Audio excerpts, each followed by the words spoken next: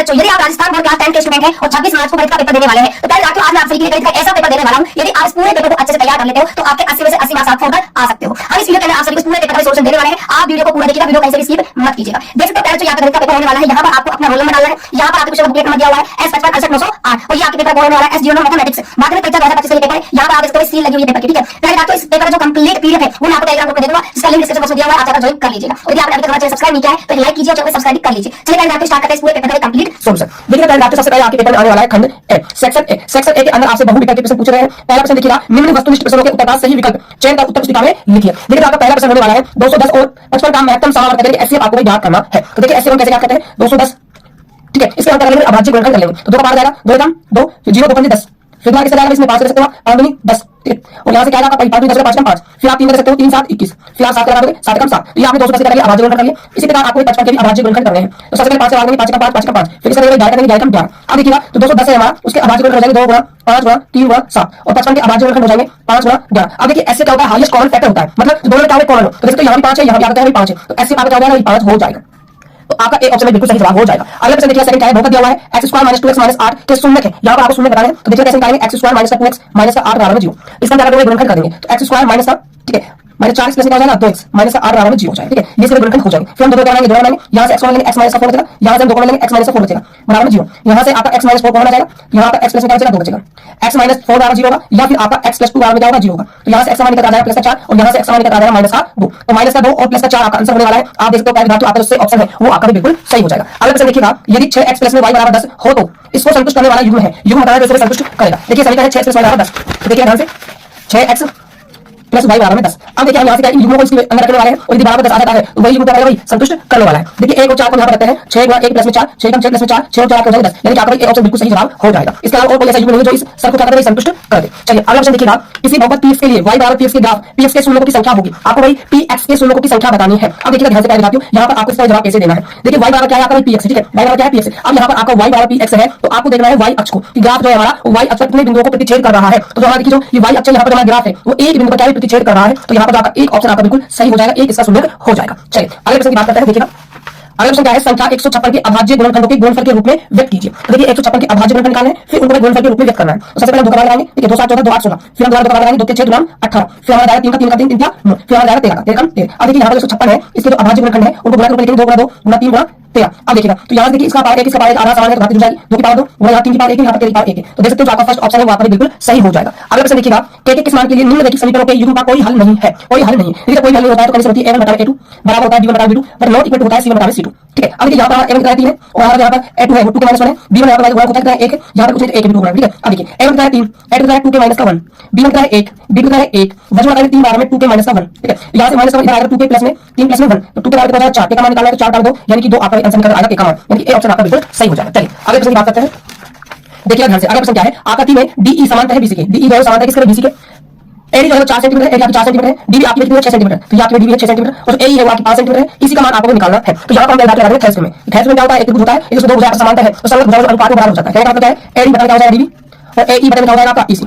AD आपका 4, dB आपका 6, एई आपका 5, ईसी हमें ज्ञात करना है। देखिए 2 2 4 2 3 6, वजन बताएंगे तो 2 ईसी बराबर में 5 या 15, ईसी बराबर हो जाएगा 15 बटा 2, यानी कि 7.5 सेंटीमीटर हमारी ईसी निकल कर आ जाएगी। तो ऑप्शन देखिए यहाँ से ऑप्शन जो हमारा बिल्कुल करेक्ट आंसर चला जाएगा। अगला प्रश्न देखिएगा, यदि त्रिभुज एबीसी में यदि एबी जो हमारा 3 सेंटीमीटर है, बीसी हमारा 4 सेंटीमीटर है तथा एसी हमारा कितना है 5 सेंटीमीटर है, तो कोई बी का मान बताना है। तो पहले बात देखिए यहाँ पर 3 4 और 5 का यहाँ पर ट्रिपलेट बन गया। ट्रिपलेट से मतलब होता है यहाँ पर जब पाइथागोरस में लगाओगे तो यहाँ पर आपका समकोण त्रिभुज बन जाएगा, ठीक है, समकोण त्रिभुज आपका बन जाएगा और समकोण त्रिभुज का कोण भी होगा आपका 90 डिग्री का होगा। तो यहाँ पर आपका ऑप्शन बिल्कुल सही जवाब होने वाला है। चलिए अगला प्रश्न देखिए बच्चों क्या होने वाला है। देखिए बिंदु 2,3 व 4,1 के बीच की दूरी होगी। 4 ऑप्शन आपके सामने है, सही ऑप्शन आपको कमेंट करके बताना है, ठीक है, बिल्कुल आसान सा प्रश्न है, ठीक है। आप सभी पहले इसका जवाब कमेंट करके देंगे। यदि पहले आप सभी चैनल सब्सक्राइब नहीं किया है, आप छोटी सी रिक्वेस्ट है, आप सभी मेहनत की जाती है तो आप चैनल को सब्सक्राइब कर दीजिएगा, ठीक है। चलिए क्वेश्चन नंबर 10 देखिए, 2 cos 30 डिग्री cos 60 डिग्री का मान होगा। देखिए 2 cos 30 डिग्री का मान होता है आपका 2 गुणा और 60 का मान होता है 1 बटा 2, 2 से आपका कैंसिल आउट हो जाएगा, आंसर आ जाएगा आपका 2, ऑप्शन आपका बिल्कुल सही हो जाएगा। अगला यहाँ पर प्रश्न देखिएगा, एक मीनार की ऊंचाई 10 मीटर है, यदि सूर्य का उन्नयन कोण 45 डिग्री हो तो उसकी छाया की लंबाई क्या होगी। देखिए मीनार 10 मीटर ऊंची, ठीक है, ये आपकी छाया की लंबाई हो जाएगी यहाँ पर, और यहाँ पर कौन लगाया उन्नयन वो आपका 45 डिग्री, यहाँ पर 10 लगा देंगे, 10 का होता है लंबा में आधा, तो 10 कितना 45 डिग्री, लंबाई आपका 10 और यहाँ पर छाया की लंबाई मान लेते हैं x, ठीक है, तो 10 45 10 x, तो x बराबर आ जाएगा आपका 10 मीटर, आपका आंसर आ जाएगा, ऑप्शन नंबर आपका ए हो जाएगा। चलिए अगले प्रश्न की ओर चलते हैं। देखिए फटाफट देखते हैं जो आपको क्वेश्चन है, ठीक है, सॉल्यूशन को हम सोल्व करते हुए चल रहे हैं, ठीक है। चलिए एक ऊंचे खंभे की लंबाई तथा छाया की लंबाई का अनुपात 1:3 है, तो सूर्य का उन्मुख कौन होगा? देखिए ये ऊंचा खंभा है, ये छाया है, ठीक है, इसका एक है, ये आपका 3 है, कहा है ऊंचे खंभे की लंबाई 1 हो जाएगी, छाया की लंबाई 3 है, 1 और 3, ये आपका हो जाएगा कौन? थीटा। उन्होंने कौन पूछा? यहाँ से थीटा का मान पूछा गया है, तो यहाँ पर 10 लगा दें, 10 थीटा का लंबा में आधा, क्या होगा? लंबा में आधा, तो यहाँ आपका हो जाएगा 1 और आधा हो जाएगा आपका 3, या तो इसको सही कर लीजिएगा, तो इसी प्रिंट है यहाँ पर √3 आ रहा है, ठीक है, यहाँ पर √3 आपका आने वाला है, तो √3 आ जाएगा, तो 10 थीटा बराबर में 1/√3 इसका वैल्यू है 30 डिग्री का, यहाँ से आपका थीटा निकल जाएगा 30 डिग्री। ऑप्शन नंबर आपका यहाँ पर बी हो जाएगा। चलिए अगला प्रश्न देखते हैं। एक बिंदु Q से एक वृत्त पर स्पर्श रेखा की लंबाई 24 सेंटीमीटर तथा Q के केंद्र से दूरी 25 सेंटीमीटर है, वृत्त की त्रिज्या होगी। वृत्त की आपसे त्रिज्या पूछी जाएगी, देखिएगा एक आपका वृत्त है, ये वृत्त है, केंद्र है O, ठीक है, एक बिंदु यहाँ पर मान लीजिए Q से एक वृत्त पर स्पर्श रेखा की लंबाई, ये आपकी स्पर्श रेखा है, इसकी लंबाई है 24 सेंटीमीटर और Q से केंद्र की दूरी कितनी है? 25, ये आपकी दूरी है 25। वृत्त की त्रिज्या ये आपको बताना है, तो पहले धातु यहाँ पर आप लगाओ पाइथागोरस में, ठीक है, और पाइथागोरस में इसको सॉल्व करते हो आप, तो 25, ठीक है, यहाँ पर 24 है, यहाँ पर 25 है, ठीक है, यहाँ पर आपका आंसर आ जाएगा 7 सेंटीमीटर, 7 सेंटीमीटर आपका आंसर निकल आ जाएगा, ठीक है, ये आपका बन जाएगा, क्योंकि जो त्रिज्या होती है स्पर्श रेखा क्या होती है? लंब होती है, ये आपका बन जाएगा, ठीक है, ये आपका हो जाएगा भाई, ठीक है, लंब हो जाएगा, ठीक है, पाइथागोरस लगा लेना, 625 माइनस 576 49 49 रूट लोगे, 7 सेंटीमीटर आपका आंसर आ जाएगा। चलिए अगला क्वेश्चन। 30 मीटर ऊंचे एक प्रकाश स्तंभ के शिखर से किसी नाव का अवलंबन कोण 60 डिग्री है, नाव की प्रकाश स्तंभ से दूरी होगी। देखिएगा एक प्रकाश स्तंभ है 30 मीटर ऊंचा, यहाँ एक नाव है, ठीक है, इसका जो अवलंबन कोण वापस 60 डिग्री हो जाएगा, ये कोण हो जाएगा 60 डिग्री हो जाएगा। नाव से नाव है और ये प्रकाश स्तंभ, ये वाली दूरी हम बताएं, इसको x मान लेते हैं, यहाँ पर लगाएंगे tan थीटा, यहाँ कितना है 30 आधा है x, tan 60 का होता है √3, 30 बटा में x। अब यहाँ से निकालेंगे x का मान, x हो जाएगा 30 बटा में √3, 30 को हम लिख सकते हैं 10 गुणा में 3 बटा में √3, 3 को हम लिख सकते हैं √3 गुणा में √3 बटा में √3, √3 से √3 का जाएगा 10 √3 का जाएगा, आपका ए ऑप्शन बिल्कुल सही आंसर हो जाएगा। चलिए अगला प्रश्न देखते हैं। देखिए अगला क्वेश्चन क्या है, 12 सेमी त्रिज्या वाले वृत्त का चाप केंद्र पर 60 डिग्री का कोण अंतरित करता है, तो चाप की लंबाई क्या होगी? लंबाई आपको बतानी चाप की, तो चाप की लंबाई का फॉर्मूला होता है थीटा बराबर 360 गुणा में 2 पाई r, तो थीटा है आपका 60 डिग्री बराबर 360 गुणा 2 पाई का मान होता है 22/7, त्रिज्या दे रखी है आपको 21, 0 से आपका जो कैंसिल हो जाएगा, 7 से आपका 21 3 बट जाएगा, 6 से आपका 36 6 बट जाएगा, 2 3 6 6 से 6 आंसर आएगा 22 सेंटीमीटर। ऑप्शन नंबर आपका बी हो जाएगा। चलिए अगला प्रश्न देखिएगा, 6 सेंटीमीटर त्रिज्या वाले एक वृत्त के त्रिज्यखंड का क्षेत्रफल ज्ञात कीजिए, जिसका कोण कितना है? 60 डिग्री दिया हुआ है कोण, तो फॉर्मूला लग जाएगा यहाँ पर क्षेत्रफल का, थीटा मतलब 360 बटा 360 गुणा में पाई पाई होता है 22/7 r का स्क्वायर, r का 6 गुणा 6 कर देंगे, तो यहाँ पर 0 से 0 कैंसिल हो जाएगा, 36 और 6 से आपका 6 कैंसिल हो जाएगा, 6 2 12 हासिल 1, यहाँ से 32 बटा जाएगा 7 7 कम 7, ठीक है, यहाँ पर बचेगा आपका भाई यहाँ पर 6 7 56, तो 18 पॉइंट पूछने वाला है, यानी कि आपका ऑप्शन आपका बिल्कुल सही हो जाएगा। अगला प्रश्न देखिएगा, एक घन का आयतन 64 सेंटीमीटर क्यूब है, घन की भुजा की लंबाई होगी, एक घन का आयतन होता है भुजा क्यूब होता है, कितना दिया हुआ है 64 को हम लिख सकते हैं 4 का क्यूब, तो यहाँ से आपका n निकल जाएगा 4 सेंटीमीटर। ऑप्शन नंबर आपका सही हो जाएगा। चलिए अगले प्रश्न की बात करते हैं। अगला प्रश्न है, निम्नलिखित में से कौन सी संख्या किसी घटना की पैटर्न नहीं हो सकती? तो पैटर्न कौन सी नहीं हो सकती? जो पैटर्न का मान जो होता है धातुओं 0 हो सकता है, 0 से बड़ा हो सकता है, 1 हो सकता है, 1 से छोटा होता है, 1.1 क्या होगा 1 से बड़ा होगा, इसलिए आपका फर्स्ट ऑप्शन सही हो जाएगा। चलिए ये तो आपका ऑब्जेक्टिव क्वेश्चन। अब बात करते हैं क्वेश्चन नंबर 2 की। निम्नलिखित प्रश्नों की पूर्ति करते हुए उत्तर पुस्तिका में लिखिए।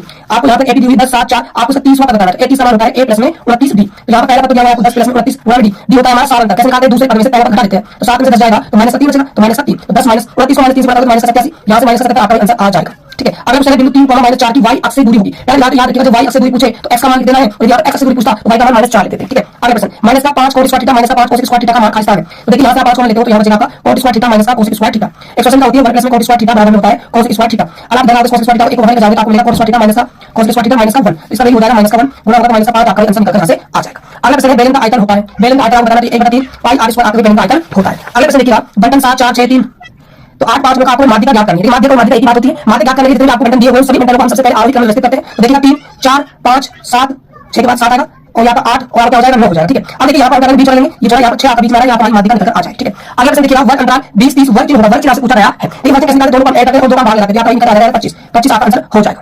अब देखिए बात करते हैं क्वेश्चन नंबर 30 जिसमें आपसे अति लघुत्मक प्रश्न पूछे गए हैं। देखिए पहला प्रश्न क्या है, एक वृत्त है, इसके चतुर्थांश का क्षेत्रफल ज्ञात करना है, परिधि आपको 22 सेंटीमीटर दी हुई है। देखिए यहाँ पर क्षेत्रफल ज्ञात करने का फॉर्मूला होता है थीटा बराबर 360 गुणा में 2 पाई पाई आर स्क्वायर। तो सबसे पहले आपको यहाँ पर त्रिज्या निकालनी होगी, त्रिज्या निकालने के लिए आपको परिधि बराबर 22 सेंटीमीटर करना होगा, 2 पाई आर बराबर 22, 2 पाई का मतलब 22/7 गुणा में आर बराबर 22, 22 से आपका 22 कैंसिल हो जाएगा, आर आपका आ जाएगा 7 बराबर 2 निकलकर। ठीक है, तो देखिए थीटा थीटा का 90 डिग्री, वृत्त का है चतुर्थांश है और वृत्त के चतुर्थांश का कोण होता है 90 डिग्री का, तो 90 बराबर 360 गुणा में पाई होता है 22/7, त्रिज्या का स्क्वायर 7/2, इसको करेंगे 7/2 गुणा 7/2 कर देंगे। ठीक है, अब देखिएगा तो यहाँ से आपका 90 से जाएगा 360 4 बार। ठीक है, 7 से आपका 7 कैंसिल हो जाएगा और 2 से आपका 22 का जाएगा 11 बार, तो ऊपर से तो 11 से 4 हो जाएगा, आपका भाग लगाने आपका आंसर निकल कर आ जाएगा। ठीक है, चलिए अगला प्रश्न देखिएगा।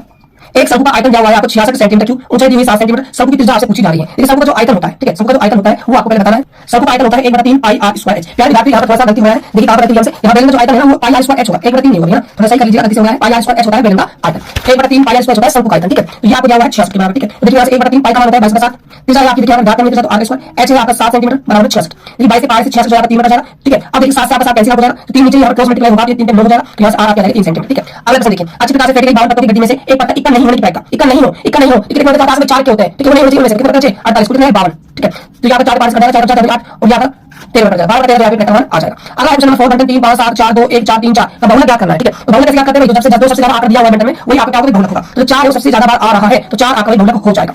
अगला प्रश्न देखिएगा, एक घन की भुजा की लंबाई 5 सेंटीमीटर है, इसके विकर्ण की लंबाई ज्ञात कीजिए। तो देखिए घन का विकर्ण होता है √3a होता है, तो यहाँ पर भुजा की लंबाई 5 √3 सेंटीमीटर में आपका आंसर निकल आ जाएगा। अगला प्रश्न देखिएगा, एक ठोस गोले का व्यास 6 सेंटीमीटर है, गोले का आयतन लिखिए। व्यास दे रखा है, यहाँ से त्रिज्या निकाल सकते हैं, त्रिज्या आ जाएगा 3 सेंटीमीटर। राइट, नहीं गोले का आयतन क्या होता है? गोले का आयतन होता है 4/3 पाई आर क्यूब। ठीक है। इस फॉर्मूले के अंदर आप जाकर यहाँ से आयतन कैलकुलेट कर लीजिएगा, कमेंट करके बताना इसका आयतन कितना निकल कर आएगा। ठीक है, चलिए यदि 2 4 x 8 का समांतर माध्य 5 है तो x का मान ज्ञात कीजिए। तो देखिए माध्य होता है x बार बराबर आंकड़ों का योग है, आंकड़ों की संख्या, तो योग करें 2 + 4 + x + 8 बटा में आंकड़ों की संख्या कितना दिए हुए 4 आंकड़े दिए हुए। देखिए 2 4 6 + 8 प्लस यहाँ पर x बटा में 4 माध्य कितना 5। आगे देखिए क्रॉस मल्टीप्लाई करते हैं, यहाँ से 5 को 20 6 और 8 14 14 + x बराबर 20 x यहाँ से निकालेंगे तो 20 - का 14 हमारा आंसर निकल जाएगा 6 6 हमारा माध्य होने वाला है। चलिए आगे प्रश्न देखते हैं। देखिए प्रश्न क्या है, किसी बंटन में माध्यिका तथा बहुलक क्रम से 10 और 12 दिए हुए, माध्य क्या करना है। तो माध्यिका बहुलक और माध्य में क्या विधायक संबंध होता है। संबंध क्या होता है, तो 3 माध्यिका होती है वो बराबर होती है बहुलक प्लस में 2 माध्य की, ये बराबर होती है। ठीक है, अब देखिए यहाँ पर हमको माध्यिका कितनी रखी 10, 3 से मल्टीप्लाई करें 30 हो जाएगा, बहुलक दे रखा है 12 12 प्लस में 2 माध्य 12 इधर जाएगा घटेगा, तो अपना हो जाएगा 18। ठीक है, 2 का भाग लगाओगे माध्य आ जाएगा कितना 9 आ जाएगा, 9 हमारा माध्य निकल कर आ जाएगा। चलिए अगला प्रश्न देखिएगा। एक थैले में 4 लाल और 6 काली गेंद है, इस थैले में से एक गेंद यादृच्छिक निकाली जाती है, इसकी पैक्टर क्या है कि गेंद काली हो। ये काली बॉल कितनी 6 है और टोटल बॉल कितनी 6 4 10 है, यहाँ 2 के पास कैंसिल करते हो 3 बटा 5 जोड़ा के पैक्टर का मान निकल कर आ जाएगा। अगला प्रश्न देखिएगा, यदि p बराबर 0.05 है तो e नहीं की पैक्टर पूछी जा रही है। तो देखिए होने की पैक्टर प्लस में नहीं होने की पैक्टर टोटल होता है 1 के बराबर होता है, तो होने की पैक्टर देखिए 0.05 प्लस नहीं होने की निकालनी है बराबर 1, तो नहीं होने की बराबर में 1 - 0.05 हो जाएगा। आप इसको घटा दो 0.95 जोड़ा के पैक्टर का मान निकल कर आ जाएगा। एक बेलन के आधार की त्रिज्या 7 सेंटीमीटर है, ऊंचाई 5 सेंटीमीटर है, बेलन के वक्र पृष्ठ का आपको क्षेत्रफल बताना है। तो बेलन के वक्र पृष्ठ का फॉर्मूला होता है 2πr/h, तो 2π का मान होता है 22/7, r आपको दिया हुआ है 7 सेंटीमीटर, ऊंचाई आपकी 5। ठीक है, 7 से 7 कैंसिल हो जाएगा, ये 44 गुणा क्या हो जाएगा 5 हो जाएगा। ठीक है, 5 चौके 20 ये आएगा 5 चौके 20 20 2 22 220 सेंटीमीटर स्क्वायर आपका वक्र पृष्ठ हो जाएगा बेलन का। अगला है बहुलक ज्ञात करने का सूत्र। देखिए तो बहुलक का फॉर्मूला होता है l प्लस में f1 - f0 अपॉन में 2 f1 - f0 - f2 मल्टीप्लाई होता है h, ये बहुलक ज्ञात करने का फॉर्मूला होता है। अब देखिए खंड बेलन के सेक्शन बी के अंदर कौन कौन से प्रश्न पूछे गए हैं। लघुवात्मक प्रश्न है, पहला क्वेश्चन नंबर 4 इसका सिद्ध कीजिए कि √5 एक एपल संख्या है, आपको सिद्ध करके बताना है। अगला प्रश्न देखिए यहाँ पर एक द्विघात बहुपद ज्ञात कीजिए जिसके शून्य के योग तथा गुणनफल क्रम से 4 और 1 है। अगला प्रश्न है दो संख्याओं का अंतर 26 है और एक संख्या दूसरी संख्या की 3 हुई है, उन्हें ज्ञात कीजिए। क्वेश्चन नंबर 7 है 3 अंकों वाली कितनी संख्याएं 7 से विभाज्य है, ये आपको बताना है। क्वेश्चन नंबर 8 में क्या देखिएगा, दी आकृति आपको दी हुई है, यहाँ पर p को समांतर है r के, p को समांतर है r के, सिद्ध करना है त्रिभुज POQ और SOR आपस में कैसे समरूप है, ये आपको सिद्ध करके दिखाना है। क्वेश्चन नंबर 9 देखिए y का वह मान ज्ञात कीजिए जिसके लिए बिंदु p 2, -3 और q 10, y के बीच की दूरी 10 मात्रक है। अगला क्वेश्चन देखिए क्वेश्चन नंबर यहाँ पर 10 क्या है, यदि sin a - b बराबर 1/2 और cos a - b बराबर 1/2 0 डिग्री से ज्यादा है, a + b का मान 90 के बराबर है, 90 से छोटा है, a b से बड़ा है, तो a और b का मान आपको ज्ञात करके दिखाना है। अगला क्वेश्चन देखिए क्वेश्चन नंबर 11 क्या है, भूमि के एक बिंदु से मिला के 5 बिंदु से 30 मीटर की दूरी पर है, मीनार की शिखर का उन्नयन कोण 30 डिग्री है, मीनार की ऊंचाई ज्ञात कीजिए, मीनार की ऊंचाई आपको ज्ञात करके बतानी है। चलिए अगला क्वेश्चन देखते हैं यहाँ पर। देखिए अगला क्वेश्चन क्या है हमारा, 2 सेकेंडरी वृत्तों की त्रिज्या 5 सेंटीमीटर तथा 3 सेंटीमीटर है, बड़े वृत्त की उस जीवा की लंबाई याद कीजिए जो छोटे वृत्त को स्पर्श करती है। क्वेश्चन नंबर 13 देखिएगा, त्रिज्या 4 सेंटीमीटर वाले एक वृत्त के त्रिज्यखंड का क्षेत्रफल ज्ञात कीजिए जिसका कोण 30 डिग्री है, साथ ही संगत त्रिज्यखंड का क्षेत्रफल भी ज्ञात कीजिए। अब देखिए खंड से यानी सेक्शन सी के अंदर आपसे कौन कौन से प्रश्न पूछे गए हैं। क्वेश्चन नंबर देखिए 14 क्या है, ऐसे प्रथम 40 धनपूर्णांकों का योग ज्ञात कीजिए जो 6 से विभाज्य है। इसके अथवा और प्रश्न दिया हुआ है उस एपी के प्रथम 22 पदों का योग ज्ञात कीजिए जिसमें d बराबर 7 है और 22 पर 149 है। अगला प्रश्न देखिए क्या है, 15वां x अक्ष पर वह बिंदु ज्ञात कीजिए जो 2,5 और -2,9 से क्या है समदूरस्थ है। अथवा के अंदर क्वेश्चन दिया हुआ है उस बिंदु के निर्देशांक ज्ञात कीजिए जो बिंदु -1,7 और 4,-3 को मिलाने वाले रेखाखंड को 2:3 में विभाजित करता है। अगला प्रश्न देखिए नेक्स्ट क्या है, सिद्ध कीजिए किसी वृत्त के परिगत समांतर चतुर्भुज समचतुर्भुज होता है, आपको सिद्ध करना है। इसके अथवा प्रश्न दिया हुआ है एक वृत्त के परिगत एक चतुर्भुज एबीसीडी खींचा गया है, देख सकते हो। सिद्ध कीजिए AB + CD बराबर है AD + में BC के। क्वेश्चन नंबर देखिए 17 क्या है, निम्न बारंबारता बंटन का बहुलक ज्ञात कीजिए, ये बारंबारता बंटन दी हुई इसका आपको बहुलक ज्ञात करना है। चलिए दोस्तों अगला प्रश्न देखते हैं। देखिएगा अगला प्रश्न क्या होने वाला है, इसके अथवा और प्रश्न दिया हुआ है कि नीचे दिया हुआ बंटन एक कक्षा के 30 विद्यार्थियों के भार दर्शा है, विद्यार्थियों का माध्य भार ज्ञात कीजिए, माध्य भार आपको ज्ञात करके बताना है। अब देखिए बात करते हैं खंड दे यानी सेक्शन डी के क्वेश्चनों की। यहाँ पर क्वेश्चन नंबर आपका 18 है, दो किनारा धनात्मक पूर्ण ज्ञात कीजिए जिनके वर्गों का योग 365 हो। इसके अथवा और प्रश्न दिया हुआ है, ऐसी दो संख्याएं ज्ञात कीजिए जिसका योग 27 और गुणनफल कितना हो 182 हो। क्वेश्चन नंबर देखिए यहाँ पर 19 सिद्ध कीजिए sin a + में cos a का स्क्वायर प्लस में cos a प्लस में sec a का स्क्वायर बराबर होता है 7 + में tan स्क्वायर a + में cot स्क्वायर, ये आपको प्रूव करना है। अगला क्वेश्चन देखिए यहाँ पर इसके अथवा कौन सा पूछा गया है, cos a बटा 1 + sin a plus 1 + sin a बटा cos a बराबर होता है 2 sec a, ये आपको प्रूव करके बताना है। अगला प्रश्न देखिएगा प्रश्न क्या है 20, निम्नलिखित बंटन एक मोहल्ले के बच्चों के दैनिक जेब खर्च दर्शाता है, माध्य जेब खर्च 18 रुपया है, लुप्त बारंबारता f ज्ञात कीजिए। तो ये लुप्त बारंबारता आपको f ज्ञात कीजिए, तो ये लुप्त बारंबारता आपको f निकाल कर बतानी है। इसके अथवा में देखिए कौन सा प्रश्न दिया हुआ है, यदि नीचे दिए हुए बंटन का माध्य 28.5 हो तो x और y के मान ज्ञात कीजिए। यहाँ ये आपको दिया हुआ है बंटन, देख सकते हो ये आपका बंटन है, इसका आपको माध्य ज्ञात करना है।